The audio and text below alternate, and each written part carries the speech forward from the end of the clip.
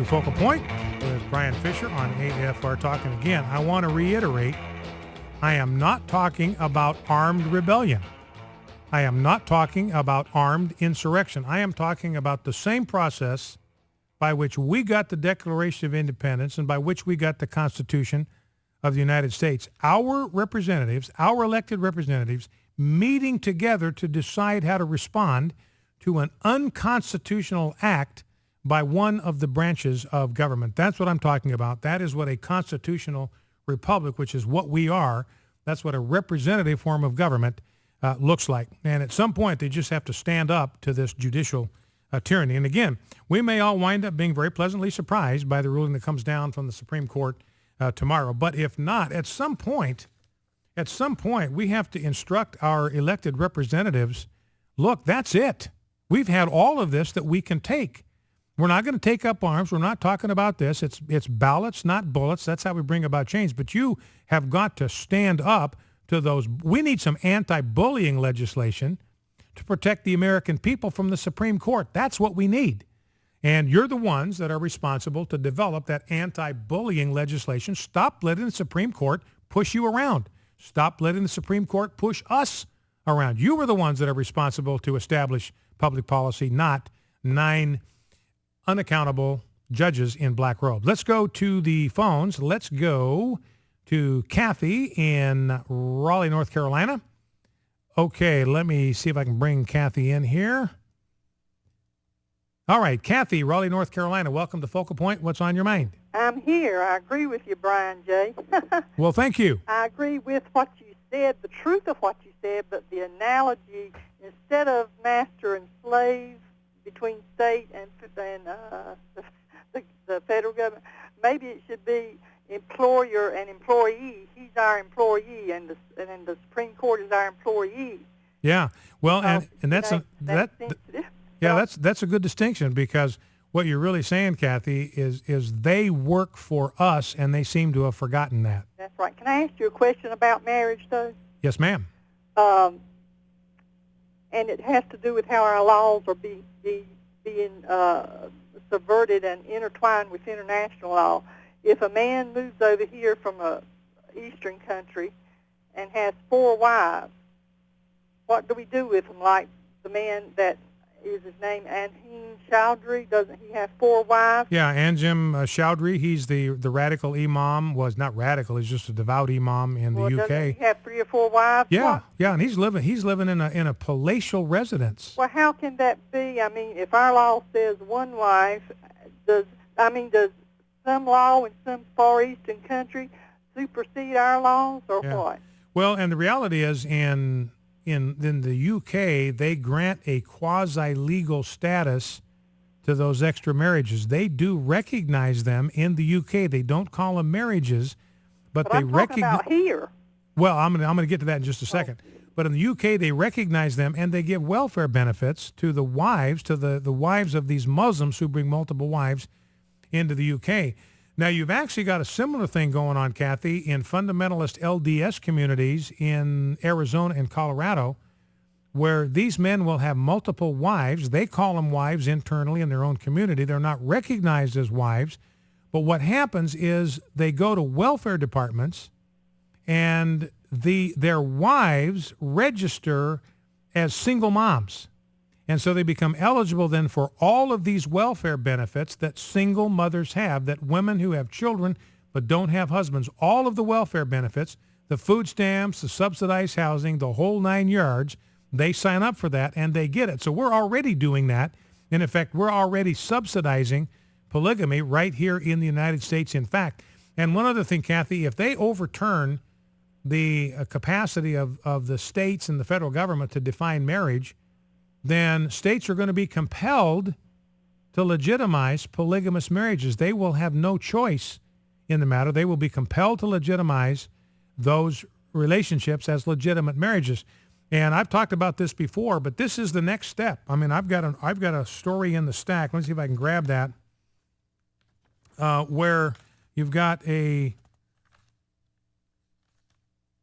let's see, where is that story? I got it around here somewhere. Yeah, here it is. from Newsbusters, a polygamy advocate saying gay marriage is blazing the trail for us. So she's saying, look, this gay marriage thing, it's like an icebreaker. They're out there breaking up the ice. They're out there bulldozing the road, and we're going to come flying in right behind them. According to U.S. News and World Report, polyamory advocate Anita Wagner-Illig said that gay marriage is setting the standard to make polygamy and polyamory legal. We, polyamorists or polygamists, are grateful to our LGBT brothers and sisters for blazing the marriage equality trail. Nelson reported that Illig admitted, quote, the polyamory community has expressed little desire for legal marriage until now. But in light of gay marriage gaining wider acceptance, more options seem possible in the future. Illig insisted that the legalization of gay marriage would set an undeniable precedent for polyamorous seeking legal, quote, multi-partner marriage, end quote. And here's another quote, a favorable outcome for marriage equality is a favorable outcome for multi-partner marriage. You know, and I've suggested, again, I don't have any proof of this, but on the other hand, the LDS Church has not come out and denied this.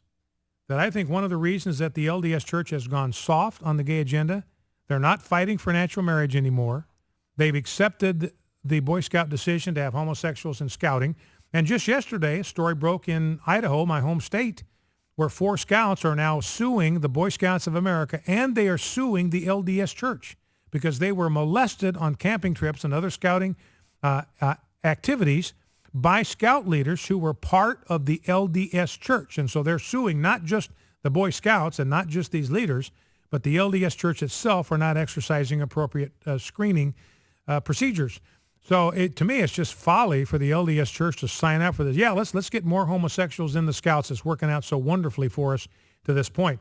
But I think that's one of the reasons why the LDS Church has not more vigorously fought this, why they've accommodated this change by the Boy Scouts, is I think they're beginning to see what the U.S. News and World Report is saying, that gay marriage is the pathway to the restoration of polygamy in the United States.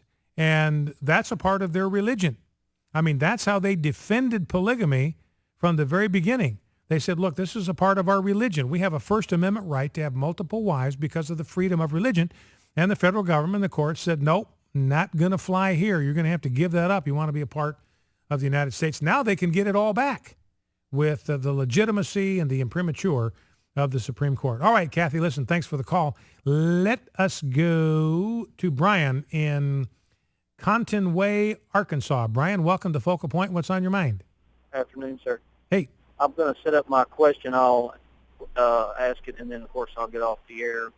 If we really think about our justice system, our legislators from the president down, and so many other things, I guess, that we could talk about that you guys talk about every day on AFR. You can't even go in parts of our own country that they posted signs, that it's too dangerous in our own country. Yeah. That they can't take care of you because of the border security and so forth. My question to you is, have you ever gave it any serious thought to say 300 well-equipped people to buck the system? And the reason why I say that is because I don't know that the votes are working anymore. Now, I know we've been lazy in the past and we haven't voted and showed up and turned out like we have the ability to, and we are lazy and responsible for that. I don't know that they would listen to the votes regardless. Even if you put somebody in there you think you can trust, then they get in there and I look at these pastors that are getting on board with George Soros and the immigration thing. Who isn't that trust something anymore? Isn't that amazing? That's amazing to me. That was my question: is what have you ever really given it any serious thought as to what it's going to take for a group of people, again, say 300, to just really get together, have their heads together, and really buck this system that we've got? Well, but, I appreciate you. Okay, Brian, let me ask you one question before I let you go. What do you mean by buck the system? Well, I mean, I really want to come out and say armed resistance or anything of that nature, but to put to try to get the normal, I have to say, average Joe back on a level playing field, so that the government establishment, if you will, and you can snowball as much of that in as you want to, starts to listen to what the American people want, much like they did. Okay, well, listen, I appreciate that, Brian. I appreciate the call, and I'm not ready to give up on a representative form of government just yet, and if we were to do something like what you're suggesting, I'll tell you how I think we ought to go about it. And I think Brian's exactly right. Look, we have nobody to blame but ourselves, and the evangelical church has nobody to blame but itself. We put President Obama, the evangelical church put President Obama in the White House both times. If evangelicals had voted en masse, 100% of evangelicals had voted for the candidate that stood for a more conservative set of values, we would have a different president than we do now. Evangelicals are responsible for the catastrophe that we are dealing with right now in the political landscape. That means evangelicals all by themselves can do something about it. Evangelicals represent 28% of the voting bloc. I would dare to say that evangelicals are the biggest single voting bloc on the political landscape. If evangelicals will be informed, if they will be engaged, if they will be motivated, if they will turn out and vote, and they will vote their consciences, they will vote their values. They won't listen to the nattering nabobs of negativism out there, but they will vote biblical values when it comes to the sanctity of life, the sanctity of marriage, the sanctity of the family. If they will just do that, this country could be turned around because the people would insist on it.